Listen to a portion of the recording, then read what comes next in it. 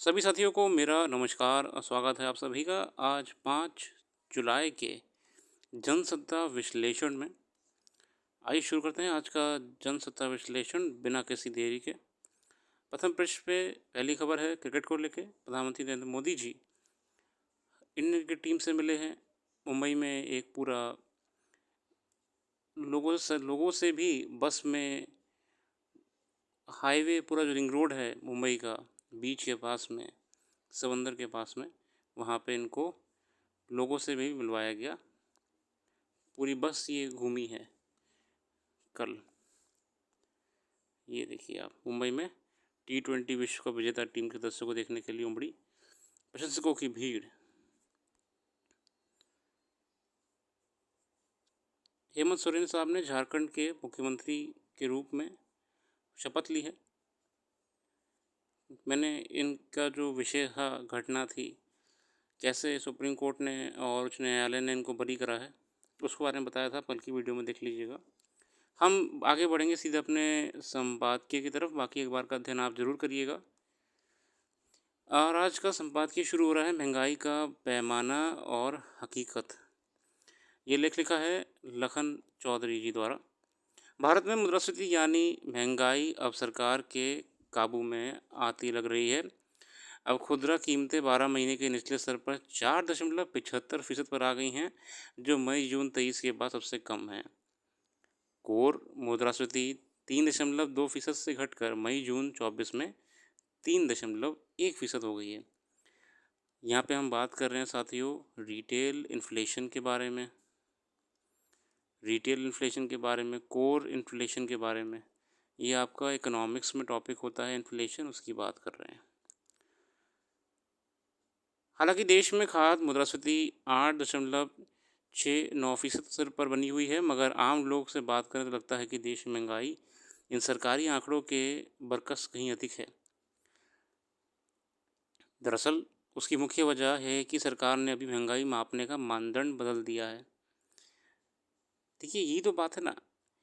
Government कहती है कि इन्फ्लेशन रेट, वो रिटेल इन्फ्लेशन 4.5% का रहा है, मगर लगभग मार्केट में इस समय हर चीज़ 10 से 15% महंगी हो गई है। तो गवर्नमेंट आपको ये दिखा रही है, रियलिटी ये है। अब देखिए ना, मार्केट में चीज़ें महंगी होती जा रही हैं। अगर महंगाई कम हो रही होती तो पब्लिक पे इसका असर दिखना चाहिए था। ऐसा ये लेख कहना चाह रहा है। कोरोना महामारी के बाद खान पान, उपभोग और जीवन शैली में आए व्यापक बदलावों के मद्देनज़र मुद्रास्फीति मापने के मापदंड में परिवर्तन किया गया है। इसके लिए उपभोक्ता मूल्य सूचकांक के अंतर्गत विभिन्न वस्तुओं तथा सेवाओं के भार को घरेलू खर्च के तौर तरीकों में आए बदलावों के साथ समायोजित किया गया है। सरकार का तर्क है कि इस तरह के बदलाव दुनिया भर में किए गए हैं और ये अद्यतन यूरोपीय अंतर्राष्ट्रीय मूल सांख्यिकी मार्गदर्शन दृष्टिकोण के अनुरूप है। सरकार ने जो पैरामीटर्स थे ना, उन्हें चेंज कर दिया है और ये कहा है कि यूरोपियन स्टैंडर्ड्स होते हैं उन्हीं के बराबर है। ठीक है ना, आगे बढ़ेंगे। मुद्रास्फीति की सूचकांक की गणना में खाद्य वस्तुओं का व्यवहार, जो वेट होता है, कम होने से थोक महंगाई दर अधिक होने के बावजूद खुदरा महंगाई दर 5% से ना सिर्फ नीचे है, बल्कि पिछले एक वर्ष के मुकाबले भी कम बनी हुई है। और सर, मैं माइक में कनेक्ट करना भूल गया था, इसलिए मैंने अभी कनेक्ट कराया। ओके, तो यहाँ पे सरकार ने मुद्रास्फीति सूचकांक की गणना में खाद्य वस्तुएं, जो हमारी फूड आइटम्स होते हैं, का व्यवहार, इनका जो वेट होता है ना, कैलकुलेशन में कम होने में से कम कर दिया इसको। थोक महंगाई दर अधिक होने के बावजूद और जो होलसेल इन्फ्लेशन है, होलसेल खुदरा महंगाई दर, जो रिटेल में डेटा निकल के आ रहा है, ना सिर्फ नीचे आया है बल्कि पिछले एक वर्ष के मुकाबले कम दिख रहा है। मतलब यहाँ पे हमारे जो लेखक साहब ये इशारा करना चाह रहे हैं कि ऊपर जो गणित करी है ये वाली, इस गणित में खेल करा गया है, क्योंकि वास्तविकता में जनमानस को महंगाई कम होती नहीं, बढ़ती दिख रही है। उसे जो चीज़ कम होती हुई दिख रही है वो है उसकी आय। आगे बढ़ेंगे। इधर खासकर खाद्य महंगाई को लेकर देश के निम्न मध्य वर्ग, शहरी मध्य वर्ग और असंगठित क्षेत्र के करोड़ों लोग त्रस्त हैं। देश की 2/3 आबादी, जिससे लगभग 96 से 98 करोड़ लोग आते हैं, इन दिनों महंगाई को लेकर बेहद परेशान हैं।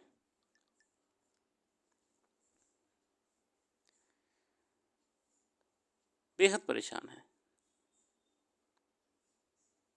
आगे बढ़ेंगे। देखिए, जो दैनिक सब्जियां हैं, खान पान की चीज़ें हैं, इन सब के बारे में यहाँ बताया हुआ है।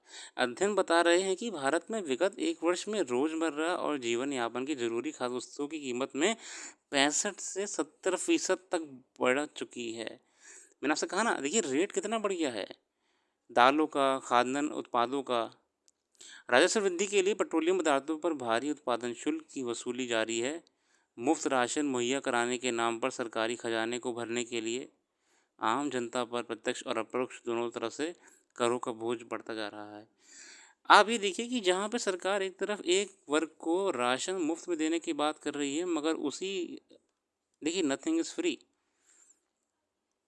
अगर ये बॉक्स जिसमें राशन है किसी एक वर्ग को मुफ्त में दिया जा रहा है, तो इस बॉक्स की कॉस्ट जो है वो टैक्सेबल पॉपुलेशन से ली जा रही है।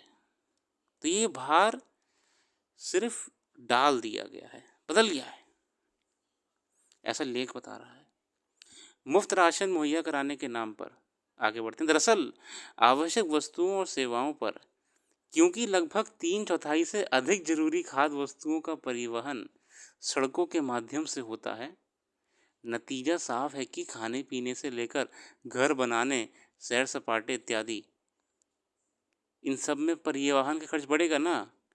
मतलब परिवहन से भी कमाई हो रही है, कर लगा के तेल पर और ड्यूटी हमसे सेस लेकर। महंगाई अर्थव्यवस्था के लिए बड़ी चुनौती है। महंगाई की वजह से मध्यवर्गीय परिवारों का बजट बिगड़ता है, जो अर्थव्यवस्था का आधार होते हैं। महंगाई इसलिए चुनौतीपूर्ण होती है। आगे हम बढ़ेंगे। इस समय देश में महंगाई की मुख्य वजह देश के बमुश्किल 1/3 लोगों की आर्थिक उन्नति और समृद्धि है। इन 1/3 लोगों को आमदनी में लगाकर इजाफा हो रहा है। जीडीपी में वृद्धि का सारा फायदा इन्हीं 1/3 लोगों की झोली में जा रहा है। देश की इस विशाल आबादी में इन 1/3 लोगों में कॉरपोरेट घराने, उद्योगपति, बड़े कारोबारी, बड़े व्यापारी, राजनेता, खेल मनोरंजन जगत से जुड़े सेलिब्रिटी समूह, नौकरशाह, सरकारी और सार्वजनिक क्षेत्र के बड़े अधिकारी सब आते हैं। मतलब इस पूरे खेल में जो मज़े ले रहा है वो ऊपर का एक तबका है बस, ऐसा लेख कह रहा है। यही लोग बाजार को चला रहे हैं, यही बाजार बना रहे हैं और यही बाजार को अपने हिसाब से मोल्ड कर रहे हैं। देश के 3/4 संसाधनों पर इन्हीं 1/3 लोगों का कब्जा है। देश की तमाम आर्थिक नीतियों, योजनाओं और कार्यक्रमों के निर्धारण में भी इसी वर्ग की बड़ी भूमिका होती है। बहुत बढ़िया लेख है महंगाई को लेके। हालांकि यहाँ पे जो हमारे सामने की पॉइंट्स निकल के आ रहे हैं, आप अध्ययन करिएगा। What is core inflation, retail inflation क्या होता है, खुदरा इन्फ्लेशन क्या होता है, इन्फ्लेशन क्या होता है। अब अपन लोग इन्फ्लेशन की बात कर ही रहे हैं, तो आप ये देखिएगा मॉनेटरी पॉलिसी कमेटी क्या है। ये असल में 6 सदस्यों की होती है। इन्फ्लेशन टारगेटिंग क्या होता है, व्हाट इज, देखिए hand to hand current affair के साथ में स्टैटिक करते जाएंगे, हैंड टू हैंड नोट्स बनते रहेंगे। आपको बार बार 10 कोचिंग का मटेरियल खरीदने की ज़रूरत नहीं पड़ेगी, ठीक है ना, मुद्दे पे रहेंगे। इन्फ्लेशन टारगेटिंग क्या होता है, मॉनेटरी पॉलिसी कमेटी क्या होती है, मॉनेटरी पॉलिसी क्या होती है, दूसरा क्या होगा, टाइप्स ऑफ इन्फ्लेशन क्या होते हैं, बस इतना देख लीजिएगा। तो आज आप इकोनॉमिक्स का ये वाला टॉपिक भी पूरा कर लेंगे। मतलब आपको फिर इंतज़ार करने की ज़रूरत नहीं है कि मैं उस फला तारीख को इकोनॉमिक्स की किताब खोलूँगा तब मैं रिवाइज करूँगा। आज कर लो, ख़त्म करो कहानी यार। अगला लेख है मणिपुर का दर्द। मणिपुर पिछले 1 वर्ष से ज़्यादा समय से अशांति और हिंसा के दौर से गुजर रहा है। बिल्कुल सही बात है।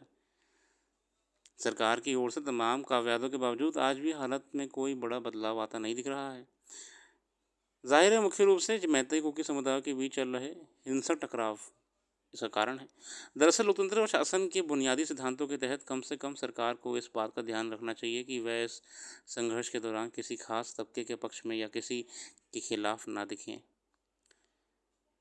मगर मणिपुर में सरकार पर ऐसे आरोप कई बार लगाए गए हैं कि वह मैतेई समुदाय के लिए नर्म और रुख और कुकी समुदाय की तरफ सख्ती अपनाते हैं। इस क्रम में सुप्रीम कोर्ट ने बुधवार को सरकार के प्रति सख्त नाराजगी जाहिर करते हुए उससे इस बात के लिए कटघरे में खड़ा कर दिया कि एक व्यक्ति को सिर्फ इसीलिए अस्पताल नहीं ले जाया गया क्योंकि वह अल्पसंख्यक कुकी समुदाय का था। बहुत बड़ा आरोप है साथियों। आगे बढ़ते हैं, इसमें और बात करी गई। गौरतलब है कि मणिपुर में अब भी कुकी और मैतेई समुदाय के बीच टकराव जारी है, मगर कम से कम सरकार को जिम्मेदारी होती है कि वह अपने क्षेत्राधिकार में हर नागरिक के प्रति सम्मान बर्ताव करे। बहुत बढ़िया वर्तमान स्थिति पे ये इन्होंने कटाक्ष करा है और नॉर्थ ईस्ट को लेकर गवर्नमेंट को और बेहतर ध्यान देना चाहिए। एंड एज अ एस्पिरेंट आपको नॉर्थ ईस्ट पे ध्यान देना चाहिए। आप आज लिखिए कि नॉर्थ ईस्ट में प्रॉब्लम्स क्या हैं, what are the issues in north east, क्यों करंट अफेयर्स में बार बार आ रहे हैं, फिर आप इनके सॉल्यूशंस के बारे में बताइए। हम चर्चा करेंगे इस पर और गवर्नमेंट के इनिशिएटिव्स क्या रहे हैं। That's all we have to look into it. Government के इनिशिएटिव्स क्या रहे हैं। बेखबर सरकार। हाथरस में एक सत्संग के दौरान हुए हादसे की न्यायिक जांच की घोषणा की गई है। छोड़िए, मैं इस आर्टिकल में अभी नहीं जाऊंगा, ये कंटिन्यूटी वाला आर्टिकल है। थोड़ा कुछ उसमें पॉजिटिव दिखे और उसको कुछ अपडेट आए तभी हम हाथरस वाले आर्टिकल पढ़ेंगे, अभी नहीं पढ़ेंगे। बाकी ये वाला आर्टिकल आप पढ़िएगा, बड़ा अच्छा होता है। मैं सोच रहा हूँ कि मैं ये जो थोड़ा सा एथिक्स टाइप होता है, ये वाला थोड़ा सा ना एक थॉट का होता है, ये इसकी अलग से वीडियो बनाया करूँ। मतलब इसमें नहीं, एजुकेशन में ये वाला जो एनालिसिस होता है ये थोड़ा टेक्निकल वाला होता है। आप लोग बताइए कमेंट सेक्शन में, अगर आप लोग बताएंगे कमेंट सेक्शन में तो मैं इसकी अलग से वीडियो बनाया करूँगा, सिर्फ इसकी अलग से। तो आपको पूरा भी जाने की ज़रूरत नहीं पड़ेगी, आप सिर्फ इस पे आ जाएंगे। बताइएगा आप लोग, तभी हम करेंगे ये वाला काम। बाकी अखबार का ध्यान आप पूरा करिएगा, खुद से करिएगा। आज के लिए हम इतनी रख रहे हैं। जो भी करंट अफेयर्स मिस कर दी वो हमने वेबसाइट पे डाल दी है। वेबसाइट पे जाके आप करंट अफेयर्स को पढ़ सकते हैं, डिटेल में है, हर चीज़ मेंशन करी हुई है। आप आने के लिए धन्यवाद। कल फिर आएंगे नई वीडियो के साथ। Thank you.